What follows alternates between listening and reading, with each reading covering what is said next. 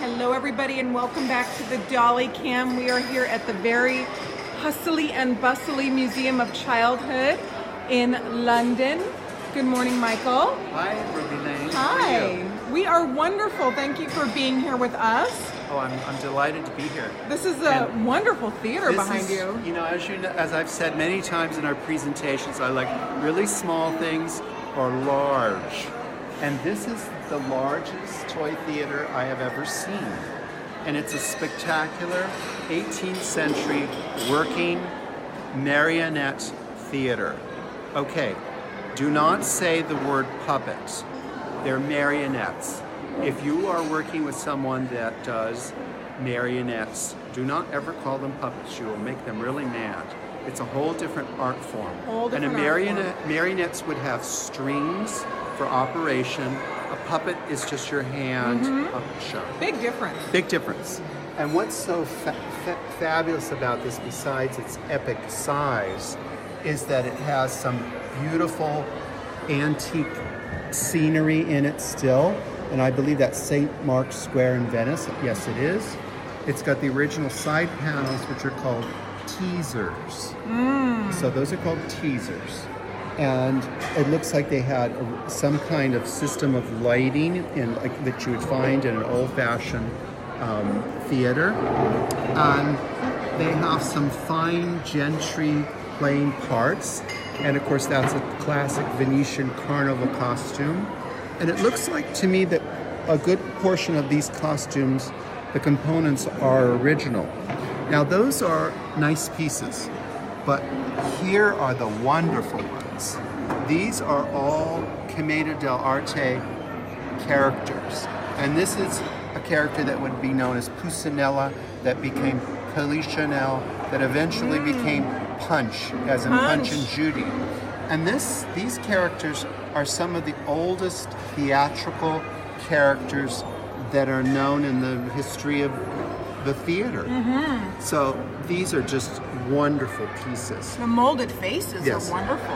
Now you notice they don't have any strings on them because those have been removed a long time ago, because if these were displayed, it would be awkward to have those. But wonderful carved wooden, similar to a creche figure. So a lot of the people that were working making creche figures were also making these kinds of figures.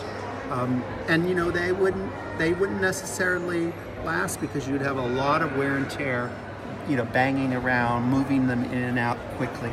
And you have to have, to operate a theater like this, you have to have a lot of upper body strength in order to manipulate the marionettes. Absolutely. So I want to show you this one too, which I think is wonderful. This is the old man, and I mean, his costume is fantastic. His shoes are fabulous. I mean, I love this piece. You can just imagine what it would be like, and there are children looking at it right now, to be a child and to see this come to life. You know what? In my lifetime, there were actual still marionette companies that would go and entertain people. I watched as a child the Tanamont Theater. My mother watched them as it's something that we really need to get back to, because you know, with technology, which I love that we're using right now to communicate with people, it's great, but we've lost the imagination. And this had that. It had the creativity and imagination. But I'm giving you guys a little peek right here. This is the Victorian Albert Children's Museum. It is quite large and there are a lot of exhibits, but we are going through and curating some of our favorites today for Doll and Bear Week on Ruby Lane. Look at this fine man. Look at that character. I mean, look at the quality of the clothing and the embroidery. This is really top-notch. I mean, this is a great, great piece. And evidently in these productions, they did a lot of gambling, because you have a table that's for gambling, and then we have another one of the characters. And again, the costumes are just fantastic. Fantastic. And this, even though it's big, I would imagine that this in its time was totally portable. They could take it apart, reassemble it, move from town to town to show to do shows. It might have been part of a circus, or it might have been its own Yes. entity. Yeah, and a lot of these things were done in parks, public parks, where you could. But it is a magnificent piece, just a truly magnificent piece.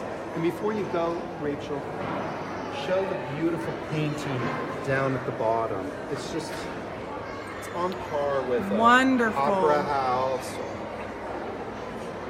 We hope you guys enjoyed this wonderful peek into this large theater that is here at the Victorian Albert Children's Museum in London. Michael Kanatis, thank you so much. Bye-bye. Bye-bye.